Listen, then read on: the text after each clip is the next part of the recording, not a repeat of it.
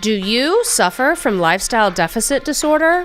The purpose of the Perfect Day podcast is to share simple steps and strategies as a powerful antidote to lifestyle deficit disorder.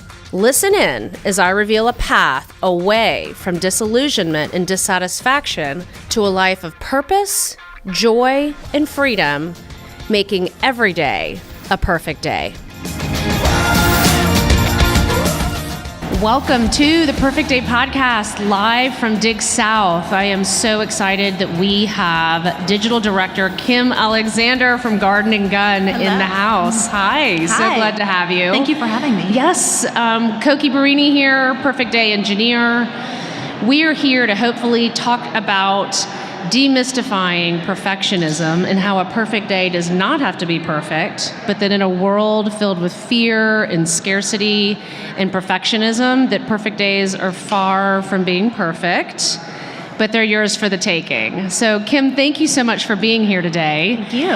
I love going back to a very, very, very rainy day at Dig South. I have to say it was maybe 4 years ago. It was 4. Do you think it was 2014? Mm-hmm. It's when Dig South was at Cinnabar, and that was the first time we met. It was the first time we met. And quite frankly, it was your breakout that is what brought me to Dig South, because Garden and Gun is a part of my every perfect day. Truly. That's great to hear. No, it's truly. There's many yings and yangs to me as a person, as an entrepreneur, as a mother, as a friend. And one of the big ones for me and my awesome fit and why I love Garden and Gun so much is that also a woman in finance, I think kind of yings with that, is that I own more guns than I own gardens. so that makes me, I don't know what that makes me in your population of readers, but I'm sure there's a few of me. Oh, absolutely. And Yeah. I think the thing with Garden and Gun is that it's neither really about gardens or guns, but people identify with both on different spectrums, and Yes. it kind of has a place for all of them. Right. So it's a... Yes, and for me to have put it in a bucket like that, or a sandbox like that, was very short-sighted. No, but it gives them, it's identifiable, so it's good. Yeah, the publication is definitely one of my favorites, and really embodies so much of a perfect day, right? It's a piece of perfect days, mostly in the South, wouldn't you say? Yeah, mostly. Yeah, for the reader. It's all rooted there. Yeah. And what the magazine really strives to do is take you through a journey with each issue. So you'll have a little bit of food stories, a little bit of music, a little bit of sporting, a little bit of craftsmanship and makers. And so it's a nice analogy to compare it to a day, because you sort of have all those moments.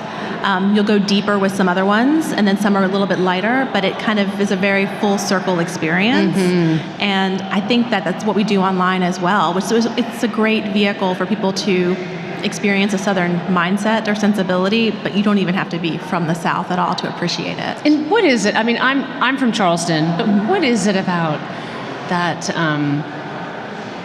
thing that maybe non-Southerners opine after about the South? I think there's a mystery. There's a little bit of just a Gothic lore that it's really hard to sort of, everyone tries to maybe present that in a way, and I think when people from the South don't accept that, is because it's not authentic. And there's this bit of authenticity in every Garden and Gun story specifically. It has to find that real person who's really, it's not just about the presentation, it's about the truth behind it. And I think that's beautiful. People can't necessarily understand it unless they grew up or have spent some time in the South to kind of understand what that authentic nugget really is. Right. Yeah, the authentic nugget, the cheese has moved. You know, I was born here. I've lived here most of my life, but the new Charlestonian authentic question is, where did you go to high school? Mm-hmm. So if you didn't go to high school here, you're not from Charleston. But yeah. Not true. Well, I did not go to high school in Charleston, but I've lived here, I guess, on and off, maybe 12 years. And I don't think anyone would probably consider me from Charleston yet. I think I have to pay a few more dues before I get that honor. Even if you're born here, you have to pay a few more dues. So the authenticity story changes there. It does. But, we were talking pre-show about how typically our guests on the show are entrepreneurs or business owners, and this was such an awesome fit having you on the show, given that we're here live at Dig South, and again, it was the first time I'd ever met you was at Dig South, so thank you again. I always like to begin a show and any engagement with gratitude, so again, thank you so much. That. Thank you for having me. Yes. And how your role at Garden & Gun is very much like an entrepreneur or business owner anyway. I mean, you're the director of digital media, director of the digital division. So I know that there have been, and you've been with Garden & Gun, is it 12? 7 years. 7 years, so it's a long time. The magazine is 10 years old. So. Right. So there have to have been struggles and strategies and big successes over the last 7 years, just like that of, the evolving, business owner or entrepreneur who has to evolve with different trends. And needless to say, there's been major trends in the media industry over the last 7 years. So if you were to pick, any of the successes or struggles that you've seen over the last 7 years in your role at Garden & Gun, what might they be? What might the listener want to hear about in the belly of the beast of Garden & Gun?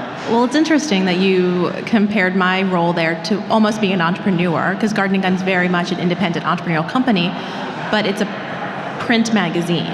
So when I came on to head up the digital media, I was a team of one, and before people had been kind of pitching in to navigate those waters. I came from a magazine in New York, so I had a little bit of experience, but was working with a much larger team.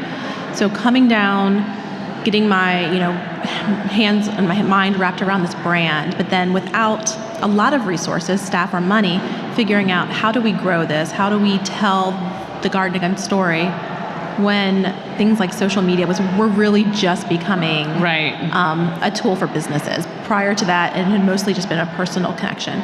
So it was tough trying to wade the waters carefully, because you don't want to jump in with anything that could be expensive or too risky too soon and take that fall. So that was something that listeners must resonate. It must resonate with them. I would think so, because you hear these trends, you see these case studies of other successful businesses doing something, and the first thing you want to do is replicate that success. One of the things that was, and it seems so dated to kind of speak to it now, but probably 6 years ago, was the idea of a digital edition on the iPad or on a tablet of the magazine. There was always this fear that web and digital was going to cannibalize or kill print publications. And what I saw a lot of magazines doing when I worked at Time Inc. in New York was embracing it and not being threatened by it, but owning that conversation. So we decided at Garden & Gun that, we came to the party a little late. People were already experimenting in there. But waiting and letting some brands rise and some fall in this digital edition space, we could learn from that. Some of the vendors were a little more established. We had, I felt, a little bit more confidence making that step. However, we still didn't have a huge staff for it. We had to figure out, how are we going to distribute? How are we going to charge for it? Will we give it for free? What is the revenue structure here? What's the advertising structure? Which are things that you think of when you're launching a print magazine, but we had to do it in a completely digital space on a much shorter timeline.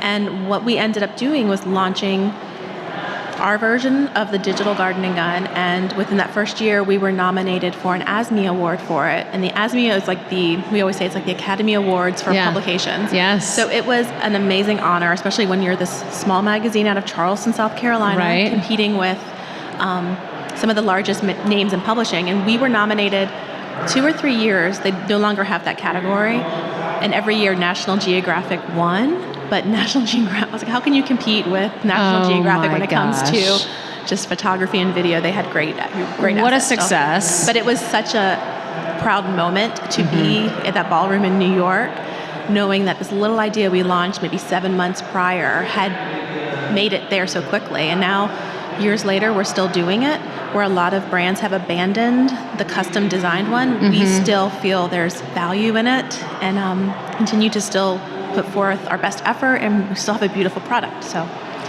kudos to your efforts in social media, because I remember the pictures of y'all in New York. Yes. That was awesome. Yeah. That was awesome.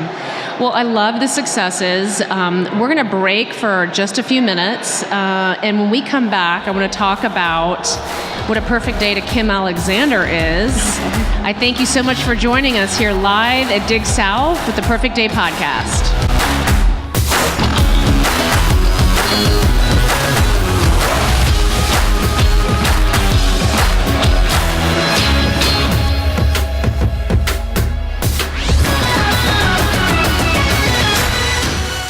A perfect day is far from being about perfection. At the root of a perfect day is gratitude, even for life's mistakes. You've got the book, now get the tools. Join me for this exclusive webinar where I will teach you how to create more perfect days in your life. Welcome back to the Perfect Day podcast. I am Cokie Berenyi, your Perfect Day engineer, and we are live from Dig South and really excited to have Kim Alexander, Digital Director of Garden and Gun magazine, one of my absolute favorite magazines. Anyone who knows me knows this is true. This is not smack. You told me 4 years ago when I met you. I remember. I told you 4 years ago at Dig South. That's right. I boogied on over to your breakout session and was like, you know what? I don't really like barraging the speakers, but I don't know if you remember, but I came up after. I do. And I said, by the way, you're in trouble, because you told me you were always looking for content. That's true. I gave you my card. You did. So I'm still endeavoring.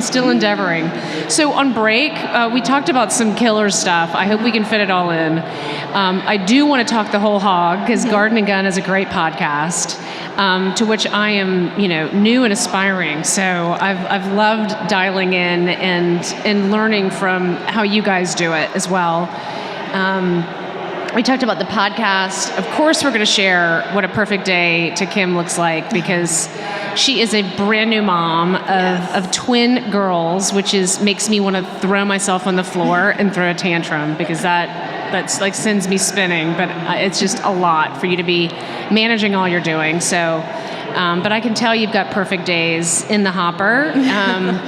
And then I also want to talk about something you just mentioned, which I posed the question to Kim for listeners who are entrepreneurs and business owners who are trying to demystify their own digital media strategies or their online strategies. I said, what would you have to say to them? And so I love that what you said is tell your own story. Mm-hmm. Exactly. We had Rhett Ramsey Outen on yesterday from Krogan's Jewel Box, and that is...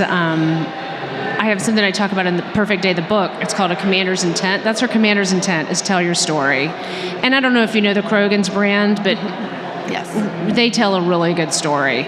So help expand on that for our listeners.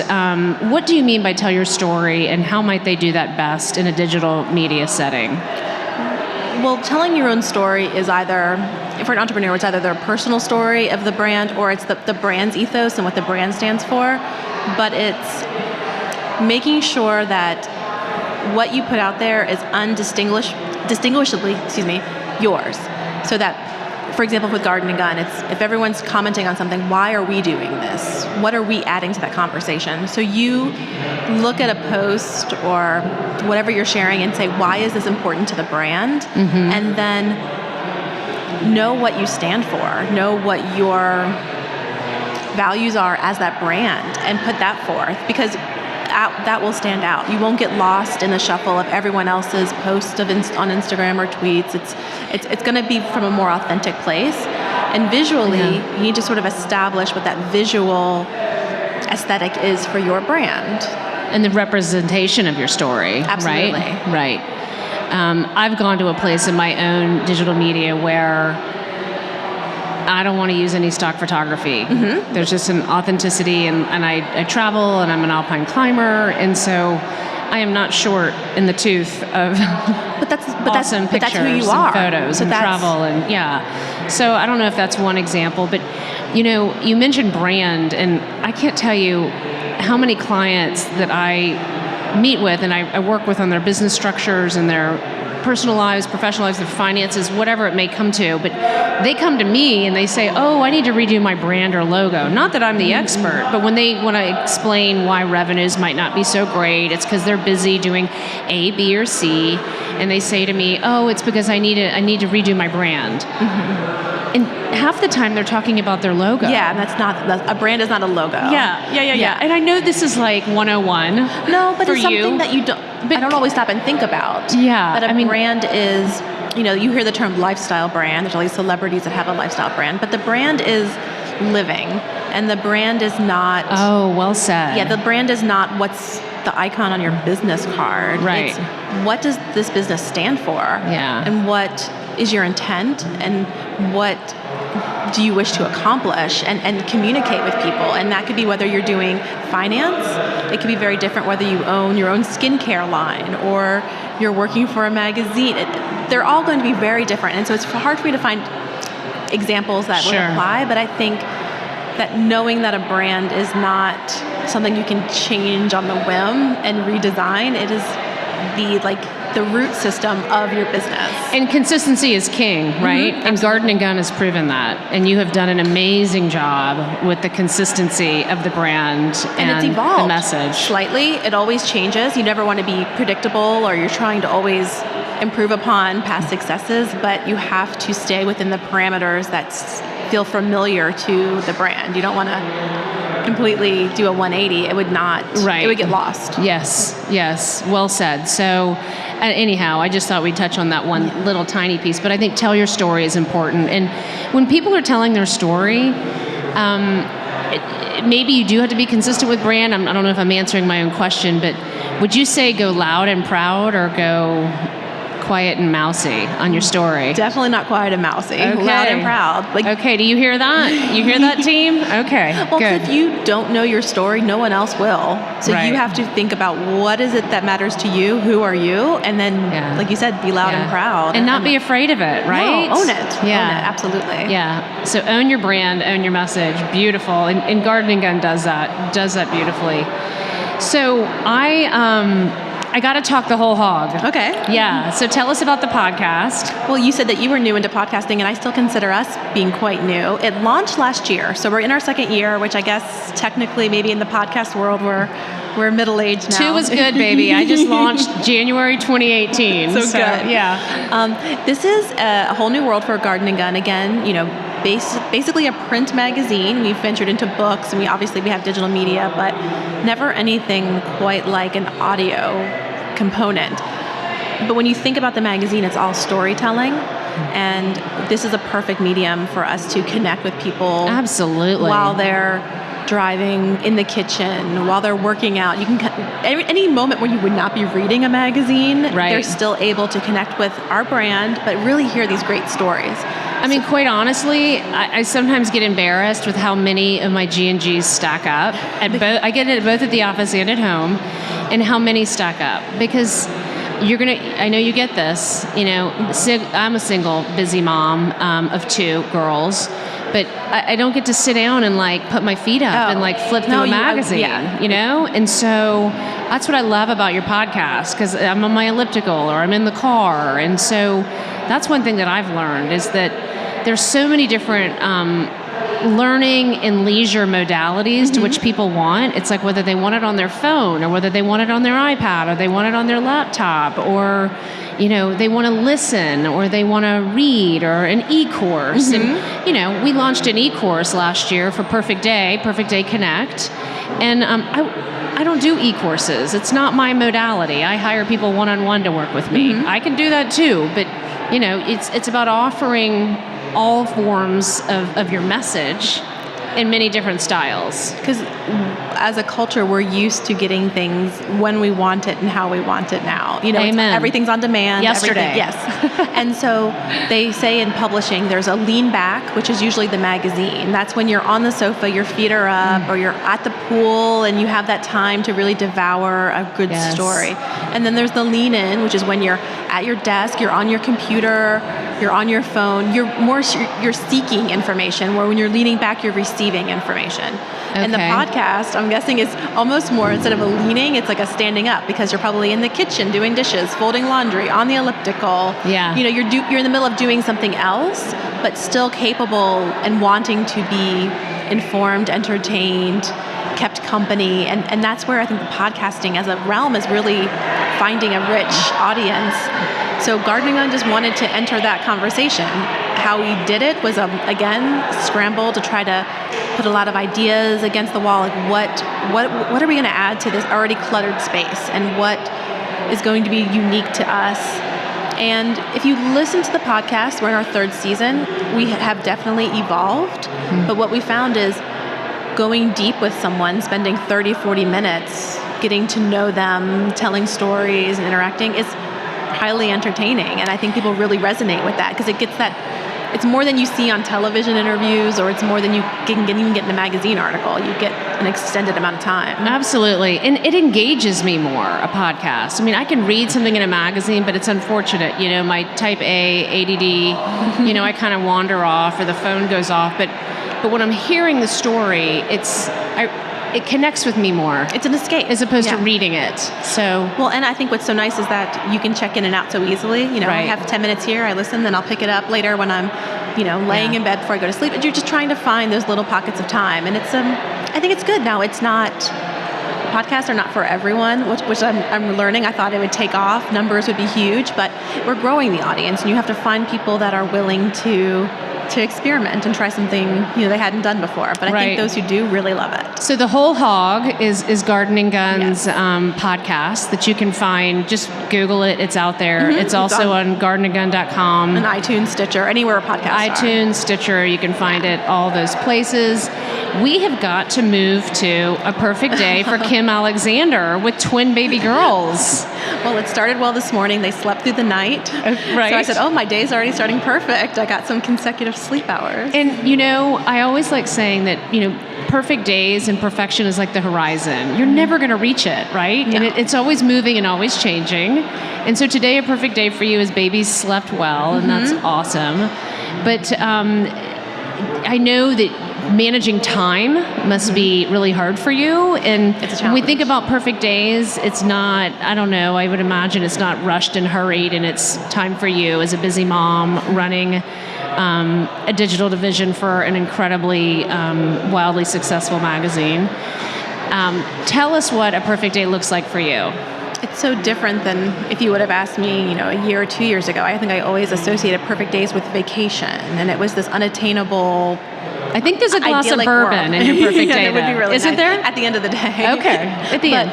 But really, when I think about a perfect day, feeling accomplished, feeling like I have done.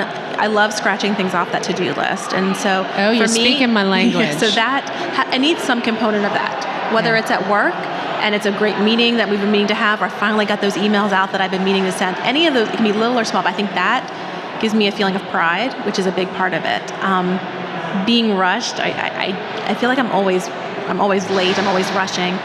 But now that I have 2 adorable daughters to get home to, who go to bed really early, having some uninterrupted time with them is, for me, really all I need to have that perfect day. Like, it is just making sure that they have what they need.